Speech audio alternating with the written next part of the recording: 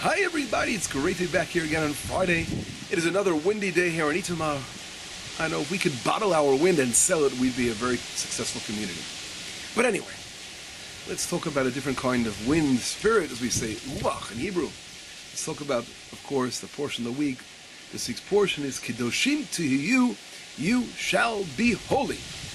God is commanding us to be holy. Because He is holy, He wants us to be holy. What is holiness? That's a great question. Recently I saw a lecture about whatever it was, about cosmology, explaining the universe, and very interesting, extremely apparently a well-versed physicist was explaining the different, there are different explanations, the origins of the universe, how things came about. Interesting to always refresh your scientific knowledge and understand where they're coming from today, which is, again, one of my particular hobbies, which I do enjoy.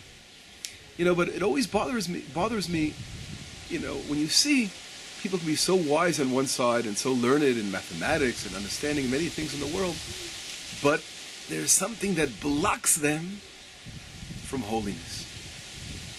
And being holy, there are so many explanations of what holiness, being holy is. I mean, holiness, of course, is separating a person, separating himself from the worldly things that will pull a person away from God. But of course, is much greater than that in explaining holiness. And unfortunately, these great minds of science, many of them, of course, there are many great scientists that, of course, believe in God and are faithful people of faith. But unfortunately, there are many that are running away and have sort of created a block, a wall between them and God. And one of the explanations of science about the world, they believe that, of course, these are chance events here in the world, or some of them are just agnostics. They just don't want to think about it. They're skeptical, but they're hiding themselves from the Creator of the universe. And if you take one point, which is this week's portion, is so powerful, be holy because I am holy. This could literally disprove any one of those atheistic scientists or those who don't want to accept God. And why? Well, in reality, if we look around us, we have different kinds of creations in the world, right? We have, of course, plant life right behind me. We're full of the green and all this beautiful plant life that God created in the world. And of course, we have the animal kingdom.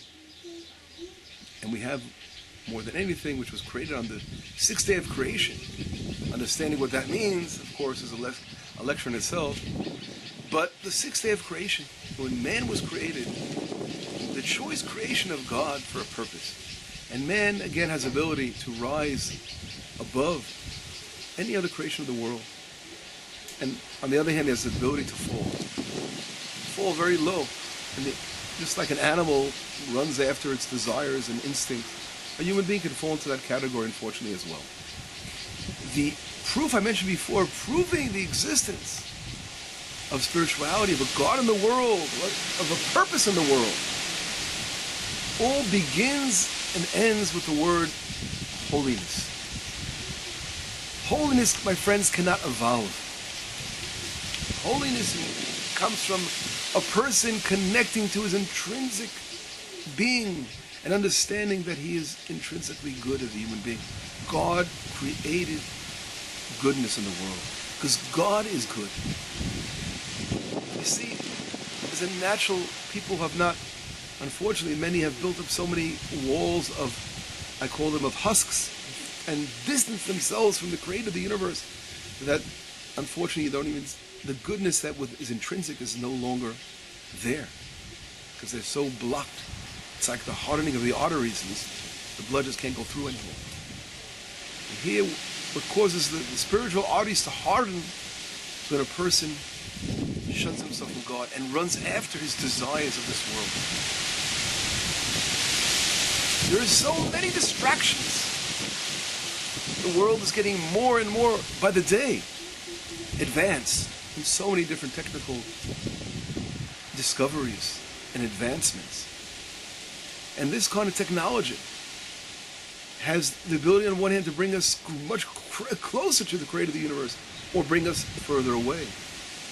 Just yesterday, unfortunately, a friend of mine On the way to the synagogue, gets a phone call, and unfortunately his mother passed away, and suddenly, unexpected, she died from a heart attack, but unexpectedly. And you see, yes, they stopped everything. A great friend of mine ran, participated in the funeral. And you see a person in life, and a young woman, thank God, she lived into her 80s. But life is over in a flash. And at the end of the day, we always mention this, at the end of the day, people are not going to talk about persons, again, different money or materialistic successes he had in his life. They're going to focus on things that may seem trivial and small, but are the greatest things of all. And what did that person do in this world? What goodness did that person do? Purposeful life. We are not robots. And no one could come along and say that we have evolved. Our goodness has evolved. Our natural tendency to find God has evolved. It's ridiculous, ludicrous to talk that way. And that is what distinguishes us from any other creation in the world. We get up in the morning and we want to do good. Or we should want to do good. And that is really God walking hand by hand together with us. And unfortunately, so many people have turned their back to God. And it's easy to make up excuses that we're all here by chance to open up all kinds of opportunities of trying to get the most out of this world physically and materialistically before a person turns into stardust and disappears again. But in reality, the Torah is so unique. It is not a wisdom like any other wisdom. Right? People call Torah wisdom. It's a mistake. Torah is a way of life. It is holiness. Holiness is much greater than wisdom. Wisdom is, we only touch upon a certain level, and then we are, again, as human beings, limited in our understanding. Just like these great physicists who try to explain the world, they can't get past many, many issues that they don't understand. And that's, of course, what spirituality is all about. It is not just wisdom. That's just the basics to understand, to get ourselves connected. But we are connecting ourselves to the great, only one soul created the universe. That's beyond all the laws of nature. That has planted us in a world that was surrounded, on one hand, with terrible suffering and difficult situations of the world, and surrounded by that. You see people dying of illness and having such great difficulty and struggling in the world, and war and bloodshed. This terrible suffering that surrounds the human being. God places in a world saying, I want you to find goodness. I want you to know that you are good because I am good and you come from me. God is, again, it's planted a soul within every one of us. And we can turn this world around and make it a much better place to live in. But unfortunately, the sorrow and the struggle and the terrible suffering comes from the fact that the world has not found God in reality enough. Of course, I'm not here to criticize those many millions of people that, of course, believe in God and fear God and want to do good in this world, because there are so many great people in the world. But unfortunately, there's a lot of work to be done to rectify. And that comes from understanding this week's portion of what it means to be holy. To be holy means to truly devote your life to criticize yourself, to be critical. Am I doing the right thing? Am I speaking to my friend with the proper tone of voice? Am I speaking to my wife with the proper tone of voice? To my child? To my colleague? A person should say to himself when he gets up, is he behaving like the human being he is, or is he behaving like an animal? Using foul language. A lot of people are very free to throw words, use words that are not should be used at all. And people have to rectify. Think about every day getting up in the morning and saying, okay, I'm about to start my day. What am I going to do today that's going to make a difference? Not for me personally, because that again is egoistic. But what can I make a difference for the world today? Can I make a change that will really change someone's life? Do better every single day. Think about if we have the entire world with that mode of thought every day in the morning. That can make a difference. That's holiness. Holiness is before you put something into your mouth. What are you eating? Is it kosher? For Jews, you have to eat kosher food. We have to bless, to thank God before we put something in our mouth. It's basic. It seems so simple, but this must be applied. How many times people get up and with their friends and they're blabbing and rattling their mouths off, talking bad about others? These are the kind of things that we have to rectify in order to be holy. Are we in touch with our, again, conscious of our inner self, of our thoughts? Where are our thoughts taking us? Are they taking us in the right place? Because it all begins in the thought process and comes out to actions. The study of Torah, right now we are approaching, we are in the special time of Sfirat HaOmer. This week was Holocaust week, Holocaust Day, in the middle of this time period where we count, always think of counting, how we're counting 50 days to receive Torah. And every day is a spiritual climb. We're getting closer and closer to that great day.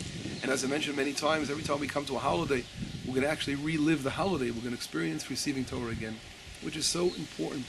It's the greatest, again, gift that has been given. God brought his Torah down. He gave to the people of Israel on Sinai his Torah, which is such a beautiful light, a light of, and a guide of holiness.